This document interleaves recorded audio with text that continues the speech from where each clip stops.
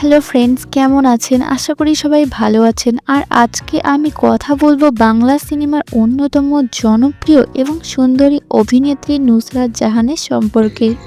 আরে ওইদিকে কোথায় যাচ্ছ? মন্দিরে যাচ্ছি। যাবে? ইস গো।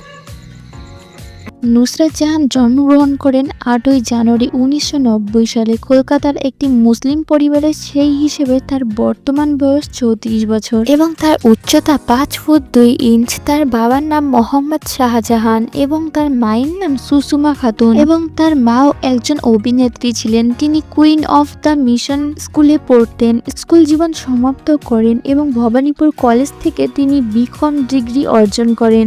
যাই হোক, 2018 সাল থেকে নুসরাত জাহান নামকরা ব্যবসায়ী নিখিল জৈনের সঙ্গে সম্পর্কে আবদ্ধ হন এবং তারা বিয়ে সিদ্ধান্ত নেন এবং সেই মতো 19 জুন 2019 সালে তুরস্কে তাদের বিয়ে সম্পন্ন হয় এবং পরবর্তীকালে কলকাতা এসে একটি অভ্যর্থনা পার্টির আয়োজন করা হয়। সেই অনুষ্ঠানে উপস্থিত ছিলেন পশ্চিমবঙ্গের বর্তমান মুখ্যমন্ত্রী মমতা বন্দ্যোপাধ্যায়। তবে এখানেই একটি ব্যাপার হচ্ছে, তাদের পরবর্তী জীবন সুখের ছিল না। তুর্কিশ ম্যারেজ রেগুলেশন নীতি অনুযায়ী তাদের বিয়ে হয়, কিন্তু সে ভারতবর্ষে বৈধ নয় বলে ব্যক্ত ছিল তার। নুসরাতের বক্তব্য অনুযায়ী তাদের এই সম্পর্ক লিভ ইনের বেশি আর কিছুই ছিল না।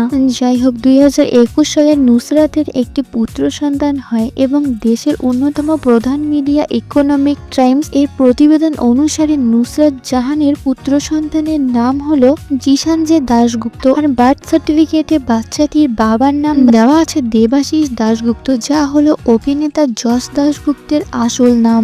যদিও এই সম্পর্কে নুসরাত সমস্ত প্রশ্ন এড়িয়ে গেছেন। যাই হোক, নুসরাত জাহান 2010 সালে মডেলিং এর মাধ্যমে নিজের ক্যারিয়ার শুরু করেন এবং ওই বছরে ফেয়ার ওয়ান মিস কলকাতা নামক একটি সৌন্দর্য প্রতিযোগিতায় জয়ী হন। পরের বছর অর্থাৎ 2011 সালে শত্রু নামক একটি ছবিতে নুসরাত জাহানের আত্মপ্রকাশ ঘটে। খোকা 420 এটি থেকে সাফল্যের অন্যতম বিশেষ বিষয়ে পৌঁছে দেয়।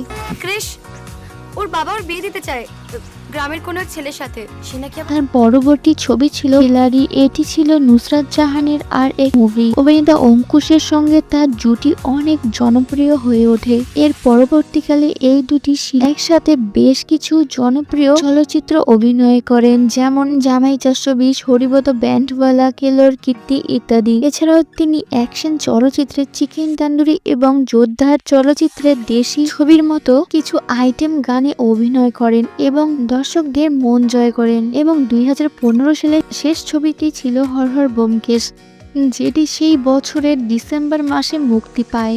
জুলফিকার মুভির অভিনয় করেন।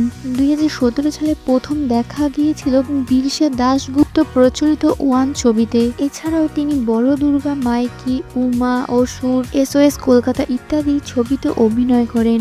দূর থেকে দৌড়ে এলাম, তুই আমাকে মদ খাইয়ে গেলি। তুই তো নিজের থেকেই। যাই হোক, তিনি মাত্র অভিনয় থেকে মাসিক আয় করেন 2 কোটি টাকা। এছাড়াও তিনি সংসদ হিসেবে বছরে কয়েক লক্ষ টাকা স্যালারি পান। এছাড়াও বিভিন্ন বিজ্ঞাপন, সোশ্যাল মিডিয়া প্রোডাক্ট প্রমোশন করে আরো 50 লক্ষ থেকে কয়েক কোটি টাকা ইনকাম করেন। বর্তমান পশ্চিমবঙ্গের মুখ্যমন্ত্রী মাননীয় মমতা বন্দ্যোপাধ্যায় 2019-এ অনুষ্ঠিত লোকসভা নির্বাচনে বসিরহাট লোকসভা কেন্দ্র থেকে নুসরাত জাহানের নামটি ঘোষণা করেন। তখন থেকেই তার রাজনৈতিক জীবন শুরু হয়, যা এখনো অবধি অব্যাহত। তো এই ছিল অভিনেত্রী ও রাজনীতিবিদ নুসরাত জাহানের কিছু গল্প।